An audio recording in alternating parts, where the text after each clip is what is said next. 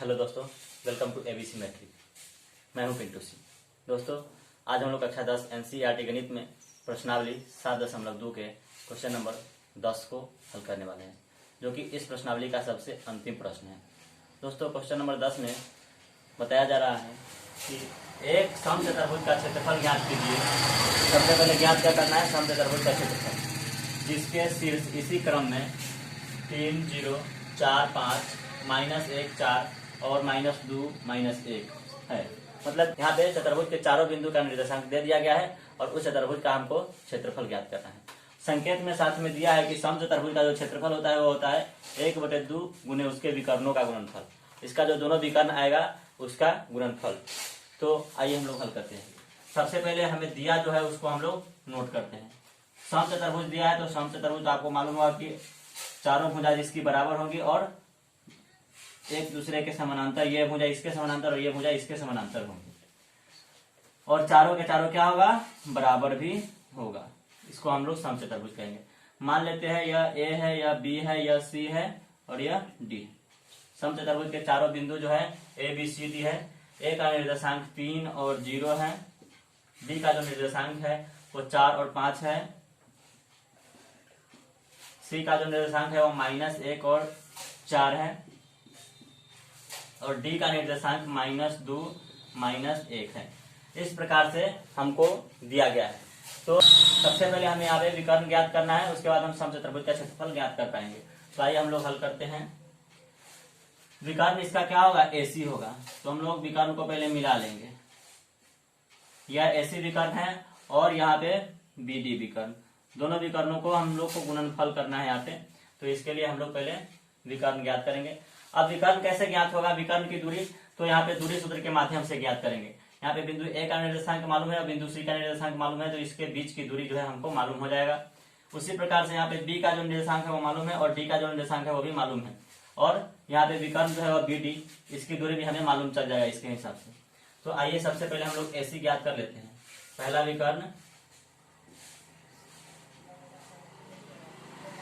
AC बराबर √under. यहाँ पे आप सबको पता है दूरी सूत्र क्या है? x2 - x1 का स्क्वायर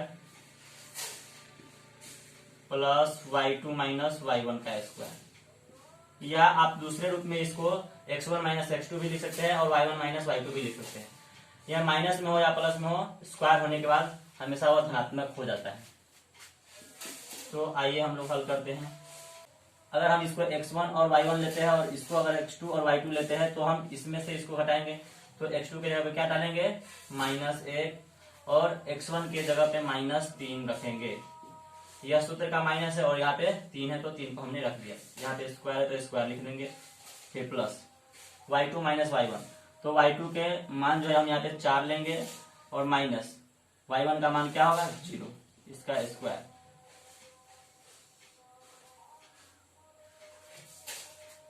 अब यहाँ पे हम लोग हल कर लेते हैं। -1 और -3 दोनों चूंकि एक ही प्रकार के चिन्ह है, इसलिए दोनों को हम लोग जोड़ लेंगे। तो -3 और -1 -4 हो जाएगा, इसका स्क्वायर हो जाएगा, प्लस यहाँ पे भी 4 है तो 4 का स्क्वायर हो जाएगा। दोस्तों, -4 का स्क्वायर भी 16 हो जाएगा और प्लस 4 का स्क्वायर भी 16 हो जाएगा, यानी टोटल मिला के √अंडर 32 आ जाएगा। हम लोग यहाँ पे खंड कर लेंगे इसको। तो 32 का खंड करेंगे तो 2 से 16 आएगा, फिर 2 से 8 आएगा, फिर 2 से 4 और फिर 2 से 2। इस प्रकार से 5 2 आ रहा है। तो हम लोग इसको हम हल करते हैं, 5 2 लिख लेंगे। आपको पता है कि वर्गमूल में दो अंक के बदले 1 लिया जाता है। 1 जोड़ाने से 1 निकाला जाता है, तो 1 2 बाहर आएगा और फिर 1 2 बाहर आएगा और एक रूट जो है अंदर रह जाएगा, यानी 2 दूनी 4 √2 इकाई एसी का विकर्ण एसी का मान आ जाएगा। अब हम लोग विकर्ण बीडी का मान ज्ञात करेंगे। बीडी इसी प्रकार से, तो विकर्ण बीडी बराबर, यहाँ पे भी वही सूत्र हम लोग इस्तेमाल करने वाले हैं। x2 - x1 का स्क्वायर प्लस y2 - y1 का square is equal to x2 के जगह हम लोग यहाँ पे क्या मान डाले और x1 के जगह पे क्या मान डाले।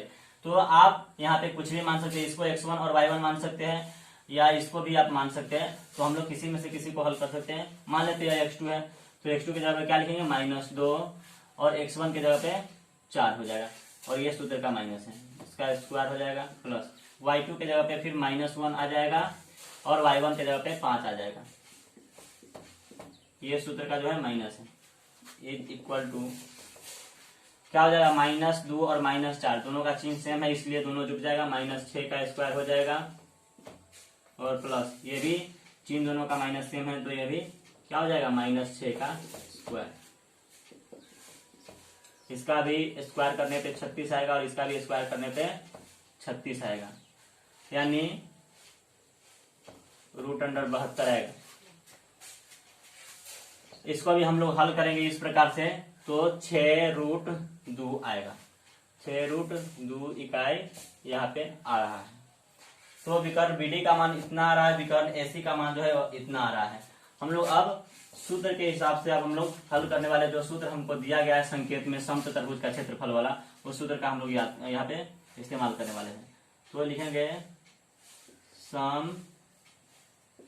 समचतुर्भुज का क्षेत्रफल बराबर क्या दिया है 1/2 गुणे विकर्णों का गुणनफल। तो 1/2 तो 1/2 रहेगा गुणे। अब हमको दो विकर्ण का मान हमको, चूंकि चतुर्भुज के दो विकर्ण होते हैं इसलिए दोनों विकर्ण का हम लोग मान निकाले हैं और मान रख लेते हैं। तो पहला विकर्ण जो है हम लोग को मालूम है AC है, तो AC गुणे दूसरा विकर्ण क्या है BD, तो हम लोग BD लिख लेते हैं।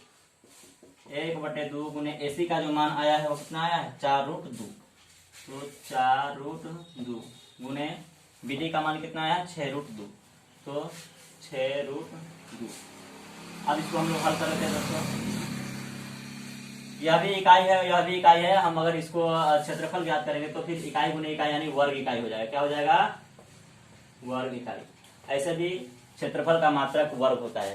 क्या होता है क्षेत्रफल का मात्रक वर्ग होता है।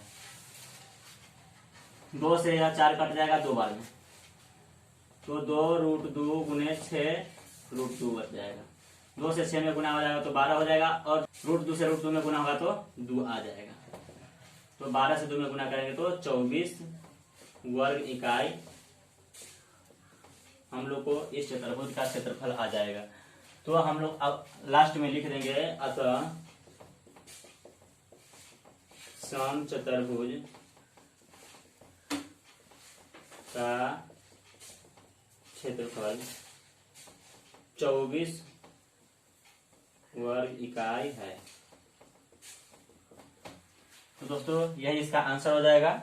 इसी प्रकार के आसान से सॉल्यूशन पाने के लिए हमारे चैनल को सब्सक्राइब कीजिए, लाइक कीजिए और शेयर कीजिए और बने रहिए हमारे चैनल पे। मिलते हैं अगले दिन। धन्यवाद।